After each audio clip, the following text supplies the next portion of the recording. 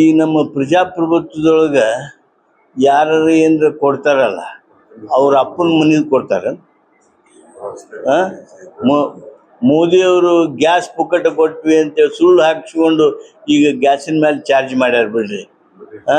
ನಾನು ಅದನ್ನ ಮಾಡಿದೆ ಇದನ್ನ ಮಾಡಿದೆ ಅಂತೇಳಿ ಹಾಕ್ತಾರಲ್ಲ. ಟನಲ್ಲು ದೊಡ್ಡ ದೊಡ್ಡ ಶ್ರೀಮಂತರ ಜೊತೆಗೆ ದೊಡ್ಡ ದೊಡ್ಡ ಪ್ಲೇನ್ನಾಗ ಅಡ್ಡಾಡೋದು ಅದೆಲ್ಲ ಅವ್ರ ಅಪ್ಪನ ಮನೆಯಿಂದ ಅಡ್ಡಾಡ್ತಾರೆ. ಮಾತಿನೊಳಗ ಸರಳತೆ ಇರಲಿ, ನಯ ಇರಲಿ, ಘನತೆ ಇರಲಿ. ಯಾರ್ಯಾರು ಯಾವ್ಯಾವ ಕ್ಷೇತ್ರದೊಳಗೆ ಅಧಿಕಾರದಲ್ಲಿದ್ದೀರಿ ನಿಮ್ಮವೇ ಆಗಿರ್ತಕ್ಕಂಥ ಜವಾಬ್ದಾರಿ ಇವೆ. ನೀವು ಯಾರಪ್ಪನ ಮನೆದು ಅಂತಂದರೆ ನೀವು ಮಾಡು ಯಾರಪ್ಪನ ಮನೆದು ನಿಮ್ಮಪ್ಪನ ಮನೆದು.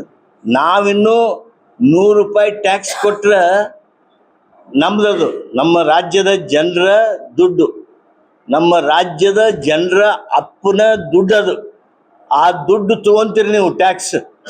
ನಮಗೆ ಡೆವಲ್ಯೂಷನ್ ಆಫ್ ಫಂಡ್ಸ್ ಎಷ್ಟು ಕೊಡ್ತೀರಿ? 13.5 ರೂಪಾಯಿ.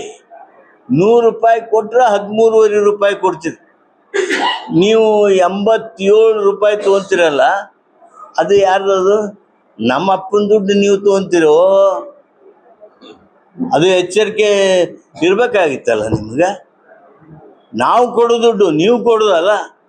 ನೀವು ಕೊಡೋ ದುಡ್ಡು ನಿಮ್ದು ಏನು ಅಂದ್ರೆ ಈಗೇನು 2,53,000 ಕೋಟಿ ರೂಪಾಯಿ